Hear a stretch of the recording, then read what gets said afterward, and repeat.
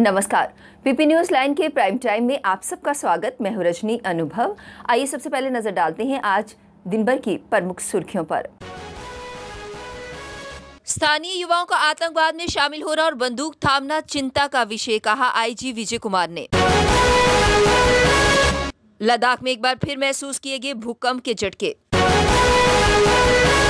और प्रदेश में black fungus के शिकार व्यक्ति की हुई मौत। कोरोना के मामलों में तेजी आने के चलते लेह में 7 जून तक जारी कोरोना कर्फ्यू। अब समाचार विस्तार से। पहले एक नजर आज के मुद्दे पर।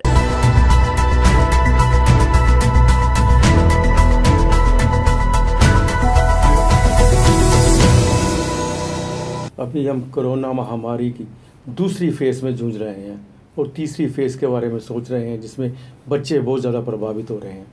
लेकिन इससे बड़ी बात यह है, एक तीसरी अदृश्य शक्ति जो हमारे सामने आ रही है वो है ब्लैक फंगस। आज जम्मू में ब्लैक फंगस ने भी दस्तक दे दी है। हालांकि पंजाब ने इसे महामारी घोषित कर दिया है और दिल्ली भी इसे महामारी घोषित करने जा रहा है। पर मुद्दा ये है कि जम्मू कश्मीर इस ब्लैक फंगस के साथ जूझने में कितना तैयार है।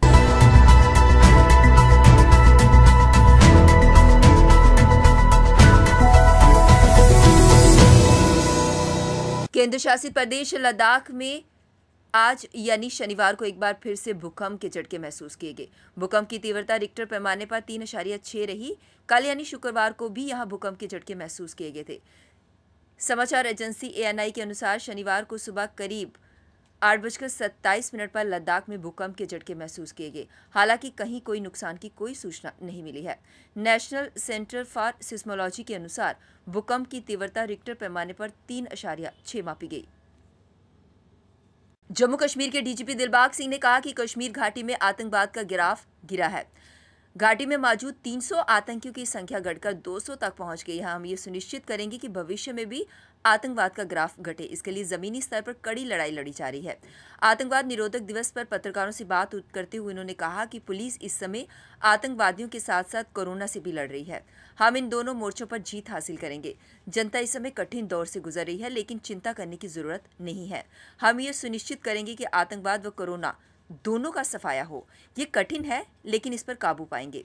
वहीं कश्मीर में आईजी कश्मीर विजय कुमार ने कहा कि स्थानीय युवाओं का आतंकवाद में शामिल होना और बंदूक थामना चिंता का विषय है। हमारी पुलिस मिलकर के आतंक का मुकाबला डट के करके चली आ रही है और आगे भी करती रहेगी। मैं जो समझता हूं कि ये दिन जो मुकर्रर हुआ टेररिज्म के खिलाफ एक तरह की प्लट लेने का, ये हम सब के लिए और हमारे अवाम के लिए, हमारे लोगों के लिए ये बहुत महत्वपूर्ण दिन है। इस दिन आज फिर हम अपने आप को रीडेडिकेट करते हैं, ये कसम लेते हैं, हल्फ लेते हैं कि हम लोग आतंक के खिलाफ अपनी जो लड़ाई है, अपने मुल्क की हिफाजत के लिए, अपने लोगों की हिफाजत के लिए पूरे अज़म के साथ, बहादुरी के साथ लड़ते रहेंगे।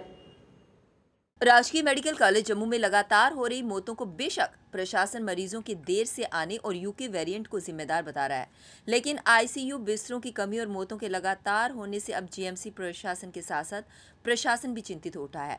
मौतों के कारणों का पता लगाया जा रहा है। वहीं कई वार्डों के लिए तैनात नोडल अधिकारियों से भी लगातार राय ली जा रही है, लेकिन मौतों का सिलसिला नहीं रुक रहा। कुल मौतों को करीब 29% मौतें सिर्फ राजकीय मेडिकल कॉलेज अस्पताल में हो रही है। इसके सहायक अस्पतालों में हो रही मौतें अलग हैं। उपराज्यपाल मनोज सिन्हा ने अधिकारियों से कहा कि वे अपनी ड्यूटी निष्ठा और जिम्मेदारी के साथ निभाते हुए लोगों की कीमती जानों को बचाएं। 24 घंटे आप अपने बेहतर प्रयास करते हुए लोगों को बेहतर चिकित्सा सुविधा उपलब्ध करवाएं और सभी जिलों में मजबूत ढांचा हो ताकि किसी भी स्थिति से निपटा जा सके। उपराज्यपाल ने कोविड टास्क फोर्स डिप्टी कमिश्नरों, पुलिस एसपी के साथ बैठकर कोरोना की रोकथाम के लिए उठाए जा रहे कदमों पर विचार विमर्श किया। उपराज्यपाल ने कहा कि वैक्सीनेशन, टेस्टिंग, कोरोना के प्रभावी प्रबंधन से अधिकारियों के प्रदर्शन के मापदंड तय होंगे। कुछ जिलों में कम वैक्सीनेशन दर पर उपराज्यपाल ने संबंधित डिप्टी कमिश्नरों को इस अभियान में तेजी लाने को कहा। केंद्र शासित प्रदेश लद्दाख में कोरोना संक्रमण के मामलों में तेजी के चलते लेह में कोरोना कर्फ्यू को 7 जून तक जारी रखा जाएगा। लेह के डिप्टी कमिश्नर श्रीकांत सुसे ने ये फैसला शनिवार को कोरोना के बढ़ते संक्रमण को देखते हुए लिया और उससे पैदा हुए हालातों को देखते हुए लिया। डीडीएम में लेह में चल रहे कोरोना कर्फ्यू को 24 मई सुबह 7 बजे से 7 जून सुबह 7 बजे तक बढ़ा दिया गया है। इस दौरान केवल अत्यावश्यक सेवाएं देने वाले लोग, जिसमें मेडिकल स्टाफ, आर्मी, एयरपोर्ट जाने वाला स्टाफ, कोविड ड्यूटी पर तैनात स्टाफ आदि शामिल हैं, उनको आवाजाही की अनुमति दी जाएगी। प्रदेश में ब्लैक फंगस का शिकार हुए एक व्यक्ति की मौत हो गई। मेडिकल कॉलेज जम्मू में शुक्रवार को 40 वर्षीय मरीज ने उपचार के दौरान दम तोड़ दिया। हाल ही में वह कोरोना वायरस से संक्रमित होने के बाद स्वस्थ हुआ था। प्रदेश में हुई पहली मौत से स्वास्थ्य विभाग में पूरी तरह से हड़कंप मच गया है। इस पर काबू पाने के लिए तैयारियां चल रही हैं। Principal GMC Jammu doctor Shashi Sudan ने बताया कि मरीज पिछले 2 दिनों से निगरानी में था। जम्मू संभाग में कोरोना संक्रमित मरीजों के लिए बनाए गए सेंटरों में अब जम्मू कश्मीर पुलिस की स्टेट डिजास्टर रिस्पांस फोर्स के जवान तैनात होंगे। इस बात का फैसला सिविल डिफेंस, होमगार्ड, एसडीआरएफ के कमांडेंट जनरल वीके सिंह, मंडलायुक्त जम्मू राजीव लंगर और स्वास्थ्य विभाग के अधिकारियों के साथ हुई बैठक में लिया गया। सेंटरों में तैनात होने वाले एसडीआरएफ कर्मियों को स्वास्थ्य विभाग की ओर से ट्रेनिंग दी जाएगी।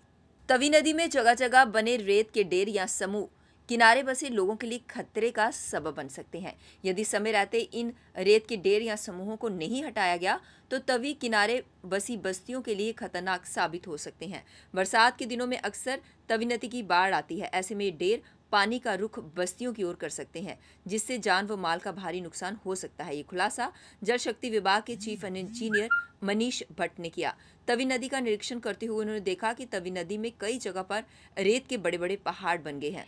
बरसात में जब तवी नदी में पानी का जलस्तर बढ़ेगा तो ये समूह उसमें बाधा बन सकते हैं। इस खतरे को भांपते हुए जल शक्ति विभाग ने सरकार को सचेत कर दिया है। वहीं सरकार ने भी चीफ इंजीनियर की इस बात का कड़ा संज्ञान लेते हुए रेत के ढेर या समूह को हटाने के मुद्दे पर विचार करने के लिए 5 सदस्यीय कमेटी गठित की है। अब वक्त तो चला एक ब्रेक का, मिलते हैं ब्रेक के बाद। मजबूती की पहचान ACC cement, Messrs Bishandas Jaswal and sons, authorised stockist, ACC cement, 45 transport Nagar, Jammu. Break के बाद बढ़ते हैं अगली बड़ी खबर की तरफ। जम्मू कश्मीर में 45 साल से अधिक आयु वर्ग में टीकाकरण कई जिलों में वैक्सीन की कमी के बावजूद तेजी से चल रहा है। जम्मू जिले के बाद दक्षिण कश्मीर का शोपियां जिले में भी 100% टीकाकरण के बेहद करीब पहुंच गया है। वहीं 18 से 45 साल के आयु वर्ग में भी टीकाकरण केंद्रों की संख्या बढ़ाई गई है। स्वास्थ्य एवं परिवार कल्याण विभाग के आंकड़ों के अनुसार 45 साल से अधिक आयु वर्ग में जम्मू जिले में 100% लक्ष्य हासिल कर लिया है। वहीं शुक्रवार को शोपियां जिले में भी 99.95% लोग टीकाकरण करवा चुके हैं। गांदरबल में 98.55% लोगों का टीकाकरण हो चुका है, जबकि सांबा जिले में 97.11% लोगों का टीकाकरण हुआ है। रियासी जिले में भी 90.86% लोग टीकाकरण करवा चुके हैं। कुपवाड़ा जिले में सबसे कम 28.18% लोगों ने ही टीकाकरण करवाया। इस आयु वर्ग में अभी तक 64.16% लोगों का टीकाकरण हुआ है। कस्बे के लोगों ने देसी शराब का कारोबार करने पर विरोध प्रदर्शन किया।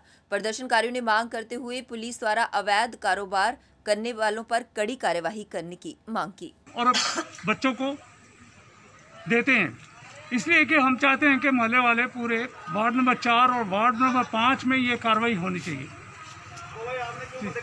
सजी बंदे सारी थोड़ा मेहनत के सामना कर रहे हैं। मैं सर मोहल्ले के सारे परेशान करना तो कर दे। बिल्कुल सर, पहले तू ड्रग्स पीछे पे रहे, आप तू ड्रग्स बेचना है तो लोग हमारा ड्रग्स बेच रहे हैं। हम सारे फ्रूट मैं बेचे में सारे। पीपी न्यूज लाइन के प्राइम टाइम के आज के इस अंक में बस इतना ही। मुझे और मेरी पूरी टीम को दीजिए इजाजत और आप देखते रहिए पीपी न्यूज लाइन। नमस्कार। जम्मू में आई टेस्टिंग की साइंटिफिक और मॉडर्न टेक्नोलॉजी के लिए हमेशा याद रखें जेम ऑप्टिशियंस, जहां पर रखा जाता है आपकी हर जरूरत का ख्याल। Gem opticians with the facility of eye exercise, A scan, biometry, pachymetry और ऑटोमेटेड फील्ड एनालाइजर। और हाँ, हमारे यहाँ बढ़िया क्वालिटी के ब्रांडेड स्पेक्टिकल्स, सनग्लासेस और कॉन्टेक्ट लेंसेज मिलते हैं। आपका भरोसेमंद एक ही नाम, Gem Opticians, Gandhinagar. Gem Opticians, Nai Basti. Gem Opticians, Amphalla. Gem Opticians, Trikuta नगर।